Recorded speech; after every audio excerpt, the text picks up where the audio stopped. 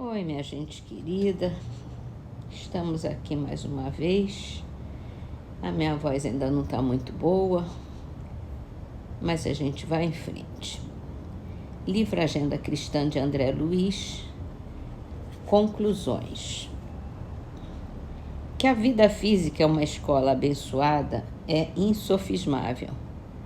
Mas se você não se aproveitar dela a fim de aprender suficientemente as lições que se destinam ao seu engrandecimento espiritual, em nada lhe valerá o ingresso no aprendizado humano.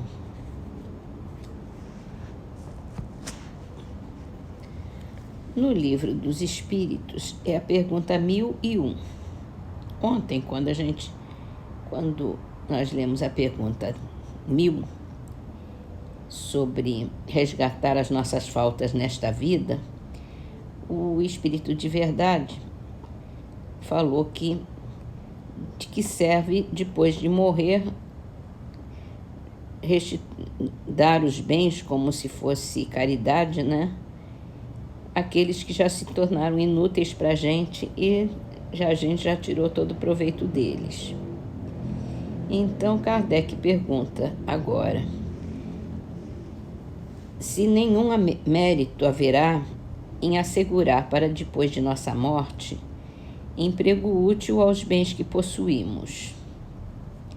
E o Espírito de Verdade responde: nenhum mérito não é o termo, é sempre melhor do que nada. Porém, a desgraça é aquele que só depois de morto dá. É quase sempre mais egoísta do que generoso. Ele quer ter o fruto do bem sem o trabalho de praticar. Um proveito duplo tira aquele que em vida se priva de alguma coisa, o mérito do sacrifício e o prazer de ver felizes os que lhe devem a felicidade. Lá, porém, está o egoísmo a lhe dizer: o que você dá tira dos teus próprios gozos. E como o egoísmo fala mais alto do que o desinteresse e a caridade, o homem guarda o que possui, pretextando suas necessidades pessoais e as exigências de sua posição. Lastimem aquele que desconhece o prazer de dar. Ele se acha verdadeiramente privado de um dos mais puros e suaves gozos. Submetendo-o à prova da riqueza, tão escorregadia e perigosa para seu futuro, Deus ouve por bem conceder-lhe como compensação a ventura da generosidade, que ele pode gozar já neste mundo. Então é isso. Proveito tem, mas depende muito da forma como a gente dá, né? Tem que dar de coração aberto, não é esperando recompensa, não é achando que agora já não presta mais para mim, os outros que se virem. Vamos então para Gênesis. É o último milagre que ele vai colocar aqui, dos milagres do Evangelho: o desaparecimento do corpo de Jesus. Ele é um texto mais longuinho, então eu vou separar em duas partes. O desaparecimento do corpo de Jesus após sua morte tem sido objeto de inúmeros comentários. Os 4 evangelistas o atestam, baseados nas narrativas das mulheres que foram ao sepulcro no 3º dia depois da crucificação e lá não encontraram o corpo. Alguns viram nesse desaparecimento um fato milagroso, atribuindo outros a uma subtração clandestina. Segundo outra opinião, Jesus não teria tido um corpo carnal, mas apenas um corpo fluídico. Não teria sido em toda a sua vida mais do que uma aparição tangível, numa palavra, uma espécie de agênere. Seu nascimento, sua morte e todos os atos materiais de sua vida teriam sido apenas aparentes. Assim foi que dizem: seu corpo, voltado ao estado fluídico, pôde desaparecer do sepulcro e com esse mesmo mesmo corpo é que ele teria se mostrado depois de sua morte. É fora de dúvida que semelhante fato não pode se considerar radicalmente impossível, dentro do que hoje já se sabe acerca das propriedades dos fluidos, mas seria pelo menos inteiramente excepcional e em formal oposição ao caráter dos agêneres. Trata-se, pois, de se saber se tal hipótese é admissível, se os fatos a confirmam ou contradizem.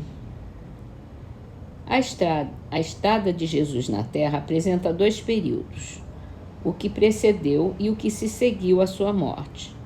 No primeiro, desde o momento da concepção até o nascimento, tudo se passa, pelo que respeita à sua mãe, como nas condições ordinárias da vida.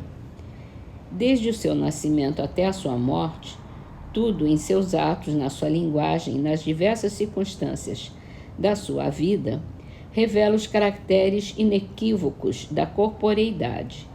São acidentais os fenômenos de ordem psíquica que nele se produzem, e nada tem de anômalos, pois se explicam pelas propriedades do perispírito e se dão em graus diferentes em outros indivíduos.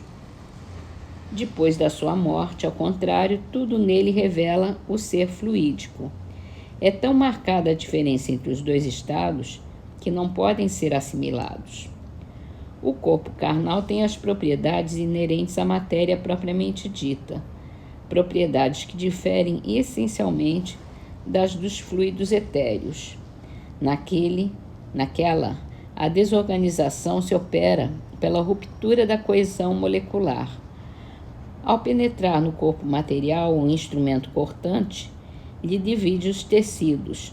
Se os órgãos essenciais à vida são atacados, cessa-lhes o funcionamento e sobrevém a morte, isto é, a morte do corpo.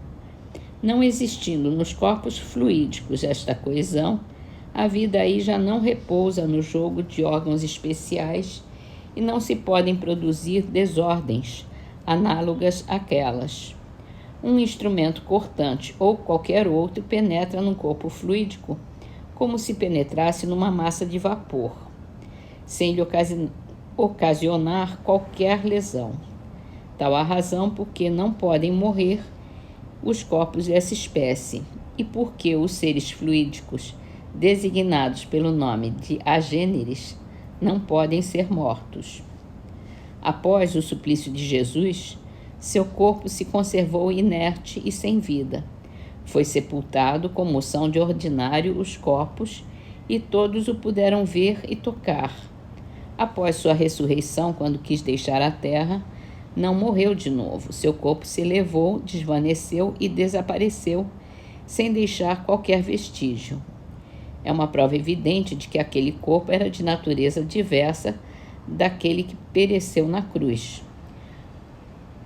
de onde é forçoso concluir que, se foi possível que Jesus morresse, o seu corpo era carnal. Por virtude das suas propriedades materiais, o corpo carnal é a sede das sensações e das dores físicas, que repercutem no centro sensitivo ou espírito.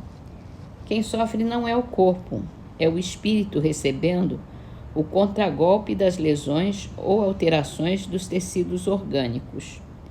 Num corpo sem espírito, absolutamente nula é a sensação.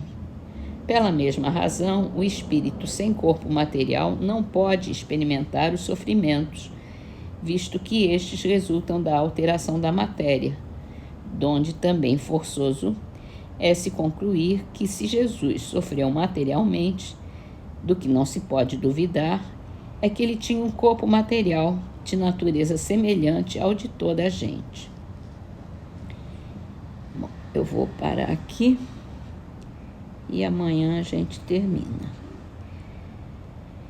E vamos encerrar nossas leituras com Trovas de Aviso, de Múcio Teixeira, que está no livro Orvalho de Luz, psicografado por Chico Xavier.